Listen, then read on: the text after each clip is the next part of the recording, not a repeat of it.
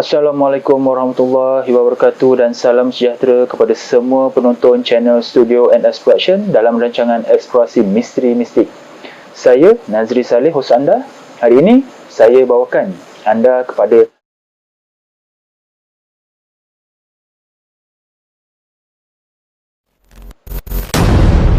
sumber maklumat yang kami perolehi dari kaedah ilmu kebatinan secara Islam, iaitu Al-Haq.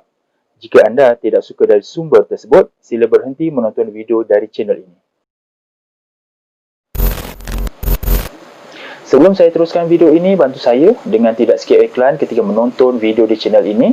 Subscribe channel ini kepada yang belum subscribe dan share video ini. Semoga ramai yang akan dapat manfaat, dan pastikan anda menonton video ini sampai habis supaya anda faham secara menyeluruh berkenaan sejarah yang ingin disampaikan.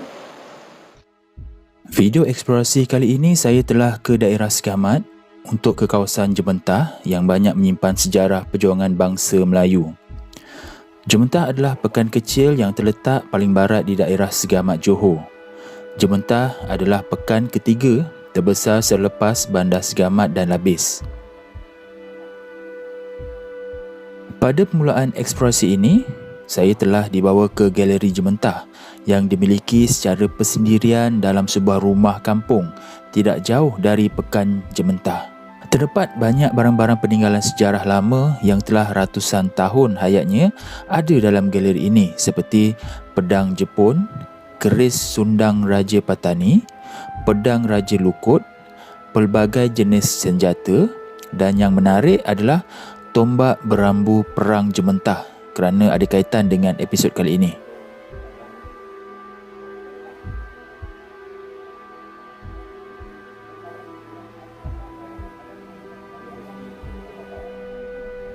Selepas kami ke galeri tersebut, saya dibawa ke kawasan makam yang dikatakan ada kaitan dengan tragedi pembunuhan residen Inggeris di Perak, iaitu J.W.W. Birch pada tahun 1875.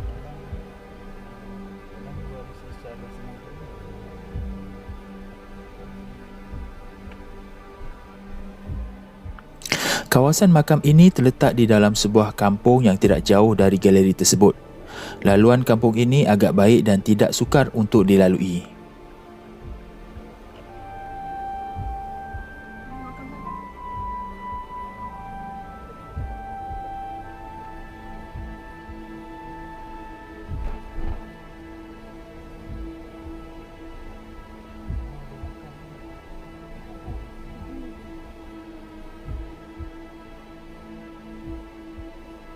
Setelah tiba di kawasan makam tersebut, kelihatan kawasan makam ini dijaga dengan baik. Mungkin telah diwartakan sebagai kawasan kubur Islam oleh kerajaan tempatan kerana ada kawasan kubur baru dalam kawasan ini.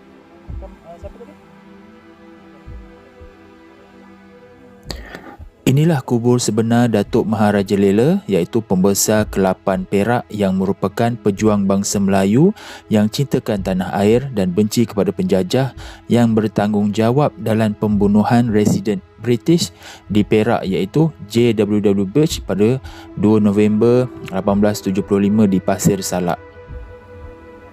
Makam di sebelah ini adalah makam isterinya, dan dikatakan ada juga makam abang dan akak iparnya yang sudah patah nisannya di kawasan ini atas faktor usia dan alam.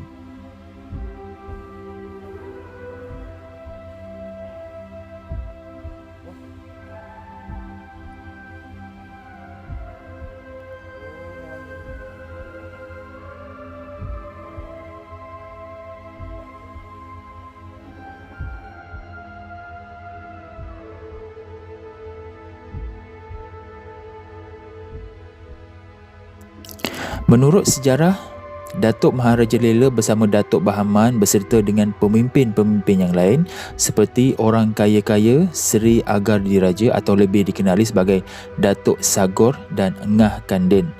Beliau merancang dan membuat pakatan untuk membunuh J.W.W. Birch. Selepas kejayaan membunuh J.W.W. Birch, beliau didapati bersalah dan dijatuhkan hukuman gantung sampai mati pada 20 Januari 1877 di Taiping, Perak. Selepas itu, ramai yang menyangka, termasuk pihak Inggeris, percaya bahawa Datuk Maharaja Lela telah mati. Namun sebenarnya beliau telah dilepaskan oleh pihak istana pada malam sebelum hukuman dijalankan. Beliau melarikan diri jauh ke selatan tanah air. Saya percaya ini juga salah satu perancangan dan pakatan yang telah dibuat dengan teliti. Datuk Maharaja Lela telah bersembunyi di Jementah dan menggunakan nama Pak Ndak Lam. Beliau telah membawa isterinya sekali beserta abang ipar dan akak iparnya untuk lari bersama ke Jementah. Di Perak ada yang mengatakan ada makam Datuk Maharaja Lela di sana. Namun pada keterangan penduduk tempatan, makam di Perak itu bukan makam sebenar tetapi hanya makam replika. Saya rujuk di internet. Terdapat beberapa foto makam tersebut dari sebuah blog. Berdasarkan maklumat secara batin, ini bukan makam replika atau makam tanda atau makam kosong, tetapi ini adalah kubur orang lain. Tidak dapat dipastikan siapakah orang tersebut, tetapi saya dapat sahkan bahawa makam ini yang berada di Perak bukan makam Datuk Maharaja Lela. Makam Datuk Maharaja Lela yang sebenar adalah di Jementah Segamat Johor ini. Ketika Perang Jementah, dikatakan oleh penduduk tempatan beliau turut serta dalam perang tersebut. Beliau banyak membantu dari segi tenaga dan buah fikiran berkaitan strategi peperangan. Saya diberitahu bahawa Perang Jementah terdapat 2 kali peperangan sebenarnya. Perang pertama tercetus apabila pihak penjajah Inggeris mengutip cukai secara paksa dan kasar dengan membawa anjing untuk memaksa orang kampung membayar cukai. Tindakan itu tidak disenangi oleh penduduk kampung. Lalu tercetuslah Perang Jementah yang pertama yang melibatkan Inggeris dan orang Melayu di Jementah. Perang itu dimenangi oleh orang Melayu dan Inggeris di pihak yang kalah telah dikenakan hukuman dengan perlu memajukan semula kawasan Jementah yang telah rosak akibat perang tersebut. Peperangan kedua pula berlaku beberapa tahun kemudian yang melibatkan perang saudara antara Tengku Alam, iaitu waris Sultan Ali yang tidak bersetuju Jementah diserahkan kepada Sultan Abu Bakar dan bukan kepada waris Sultan Ali. Perang ini dilihat sebagai perang saudara sebab Inggeris tidak berada di posisi hadapan tetapi sebagai pemberi sokongan dan bantuan kepada Sultan Abu Bakar sahaja. Mungkin disebabkan itu semangat patriotik kurang dalam jiwa orang Melayu ketika itu. Berperang sesama sendiri kurang diminati oleh orang Melayu. Saya percaya itu adalah taktik pihak Inggeris untuk mendapatkan kawasan Kesang termasuk Jementah di bawah pengaruhnya. Cubaan kali ini oleh pihak Inggeris berjaya mendapatkan Jementah di bawah pengaruhnya.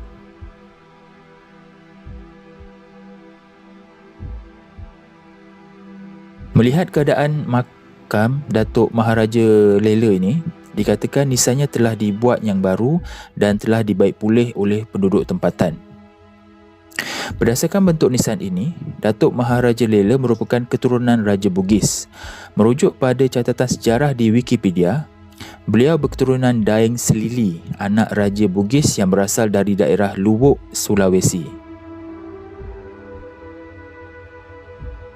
Semoga penemuan makam sebenar Datuk Maharaja Lela ini mendapat perhatian pada pihak kerajaan tempatan supaya dapat memelihara makam ini dengan lebih baik dan diletakkan nama dan papan tanda masuk ke makam ini.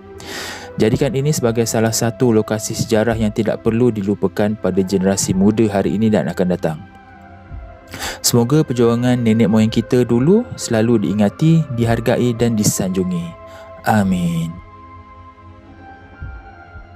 Jadi itu saja video untuk kali ini, diharap dapat memberikan sedikit pendedahan kepada generasi kini dan akan datang, juga memberikan sedikit maklumat kepada pengkaji dan peminat sejarah supaya dapat merungkaikan lagi sejarah ini. Jangan anggap maklumat sejarah dari sumber batin sebagai mengelirukan, tetapi anggaplah sebagai sumber maklumat yang perlu dipertimbangkan kerana semua maklumat datang dari Allah apabila hamba-Nya memohon pertolongan dan petunjuk. Apa pandangan dan pendapat anda untuk episod kali ini? Sila kongsikan di bahagian komen di ruangan video ini. Jangan lupa like dan share video ini kepada rakan-rakan anda supaya lebih ramai yang akan dapat manfaat dari video ini, dan subscribe channel ini kepada yang belum subscribe. Kepada yang baru ke channel ini dan berminat mengetahui eksplorasi yang lepas, masuk ke channel eksplorasi Misteri Mistik dan scroll di ruangan video. Anda juga boleh bantu saya dengan membeli baju eksplorasi mistik ini di Shopee untuk saya mengumpul sedikit dana bagi meneruskan rancangan eksplorasi misteri mistik ini. Tanpa sokongan anda sukar untuk saya teruskan program ini. Dapatkan maklumat lanjut berkenaan pembelian pada bahagian description di bawah video ini. Jadi sampai di sini saja video untuk kali ini dan jumpa kita di episod akan datang yang lebih menarik insya-Allah. Assalamualaikum.